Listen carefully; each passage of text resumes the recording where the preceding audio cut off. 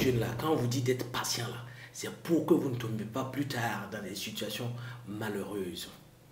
Il faut être patient. C'est vrai que vous avez besoin d'argent, mais il faut la patience, il faut le travail. Il ne faut pas courir derrière l'argent. Parce que on peut aller tomber dans une situation qu'on n'a pas envie d'y être. Et à la fin, ça sera très difficile. Ça, c'est l'histoire d'un jeune. Un jeune avec sa grande sœur. C'était seulement les deux rescapés de la famille. C'est-à-dire leurs parents étaient décédés. Il n'y avait que ces deux. Ces deux vivaient ensemble. Mais le jeune, comme on dit, un jeune bouillant, il avait besoin d'argent. Il voulait l'argent. L'argent rapide, chap. Et c'est là qu'il a eu l'idée d'aller faire ce qu'on va appeler médicament d'argent. D'aller pour faire le médicament d'argent. Vous savez, le médicament d'argent là, il y a un médicament d'argent, hein? Mais là, c'est l'argent diabolique satanique. C'est l'argent avec beaucoup de conditions. L'argent qui, à la fin, généralement, tu finis dans une situation un peu misérable. Et il y a plusieurs catégories de médicaments d'argent. D'aller pour faire le rituel pour avoir l'argent. Et le rituel là, c'était un rituel, dans son cas, plus ou moins simple. Mais il y avait des conditions. Première condition, il ne devait plus jamais rencontrer sa grande sœur. Deuxième condition, il ne devait pas donner 5 francs à sa grande sœur. Sinon, il allait mourir. Et troisième des conditions, il devait tout faire pour ramener le slip de sa grande sœur. C'est seulement comme ça que le faiseur de médicaments, là, il pouvait travailler. Il avait besoin du slip de sa grande sœur pour faire le travail, pour faire le médicament d'argent pour lui. Mais comme on dit, les jeunes, quand tu veux l'argent, quand tu as besoin d'argent, tu es fougueux. Ce jeune, pour lui, c'était une petite affaire. Aller trouver le slip de sa sœur, c'est ce qu'il a fait. Mais il n'a pas été informé à temps, parce qu'il y avait des conséquences également. Ce type de médicament d'argent, c'est quelque chose qui se renouvelle chaque année. C'est-à-dire, le renouvellement, ce n'est pas que tu dois encore ramener les mêmes choses, mais non. Quand tu fais ce médicament, tu as un certain nombre de temps à vivre sur Terre. Et après cela, c'est fini. Sur Terre, tu vas avoir tout ce que tu veux. Maison, argent, belle femme, tout. Mais le temps est compté. Et lui, il lui restait 4 mois. 4 mois pour vivre. On lui a dit clairement, il te reste 4 mois. Maintenant, il était paniqué. Il ne reste plus que 4 mois. Il doit tout faire pour continuer à vivre. Parce que maintenant, sa seule préoccupation, là, ce n'était plus avoir l'argent. Hein. Sa seule préoccupation, c'était de rester en survie. C'était de survivre. C'était de vivre. C'était ça son problème. Maintenant, il a commencé à tourner à gauche, à droite pour trouver les différentes solutions. Et un jour, il a rencontré ce qu'on va appeler un homme de Dieu. Et cet homme de Dieu-là, c'était un pasteur. Et ce pasteur lui dit, la seule solution qu'il y a, c'est de te faire pardonner par ta grande sœur. Fais-toi pardonner. Si tu arrives à te faire pardonner par ta grande sœur, ton problème est résolu. Mais ça, c'était un grand problème.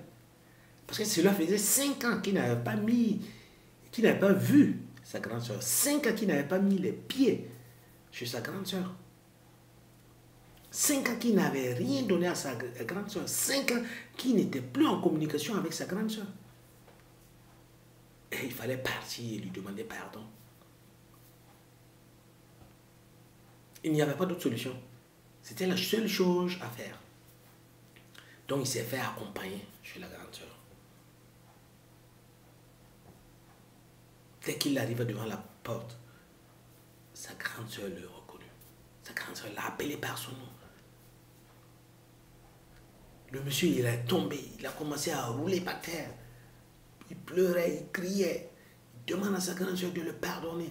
Pardonne-moi, pardonne-moi. Mais sa grande sœur, elle ne sait pas ce qu'il y a.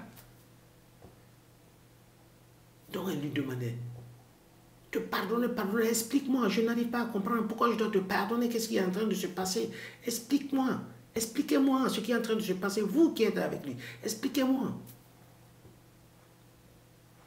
C'est là que les accompagnateurs l'utilisent. Tu dois pardonner à ton petit frère. Ça fait 5 ans, n'est-ce pas, que tu ne l'as pas vu? La grande sœur répond si. Tu es marié, n'est-ce pas? Si. As-tu déjà entendu le cri d'un enfant dans ta famille? Elle dit non, qu'elle n'a pas encore enfanté. Voilà. Maintenant, tu as la réponse. C'est ton petit frère qui est là. C'est lui la cause de ta stérilité. C'est à cause de lui que tu ne peux pas avoir d'enfant. Ça, c'était un choc. La grande sœur se retourne. Elle commence à chercher tout objet qui peut tomber sous sa main pour fracasser la tête de son petit frère, pour le battre. Elle prit un sauton, elle renversa sur lui. Elle était tout agitée. Car maintenant, elle venait de comprendre qu'elle n'avait aucun problème. Ils étaient allés voir tous les herbalistes. Ils étaient allés voir, comment les tradis praticiens, rien. Ils étaient allés voir, ils étaient à l'hôpital.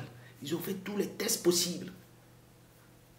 Les résultats sortaient qu'elle n'avait aucun problème. Elle n'arrivait pas. Maintenant, elle a sa réponse. Moi, mon propre petit frère, nous deux seulement qui sommes là, papa et maman ne vivent pas. Et tu es capable de me faire cela. Tu es capable de changer mes futurs enfants contre de l'argent. Son petit frère pleurait, il demandait pardon, pardonne-moi. Maintenant, je reconnais mes torts. Pardonne-moi, pardonne-moi. Ça, c'est pas une situation aisée. C'est une situation très difficile. La grande sœur aimait très bien son petit frère. Elle l'aimait.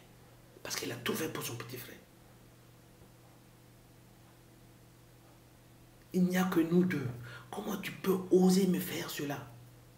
Maintenant, les accompagnants disent à sa grande sœur, écoute, à l'heure actuelle, ton frère a utilisé un de tes slips pour faire le médicament d'argent. Ok? Il a fait le médicament d'argent. C'est la raison pour laquelle tu ne peux pas avoir d'enfant. Et il ne lui reste plus que 4 mois pour vivre et c'est fini. Tu es la seule personne qui peut le sauver dans cette histoire-là. Si tu le pardonnes, il y a peut-être une possibilité pour lui de pouvoir survivre. Mais si tu ne le pardonnes pas, il va mourir. Mais la grande sœur était toujours en colère. Elle ne voulait pas accepter aussi facilement. Vous savez ce que ça veut dire? De se rendre compte que la cause de ta propre stérilité vient de ta propre famille, de ton seul frère qui existe sur terre. C'était pas facile. Le petit, il pleurait.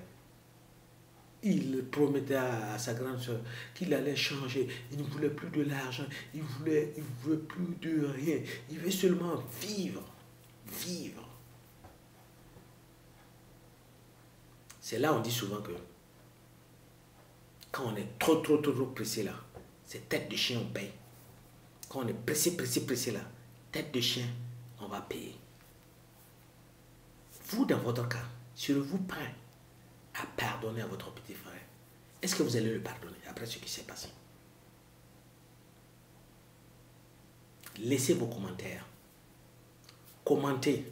Et surtout, partagez cette vidéo. Cette vidéo-là, ça va être une leçon pour ceux qui sont impatients, ceux qui veulent l'argent rapidement et qui sont prêts à tout pour y arriver.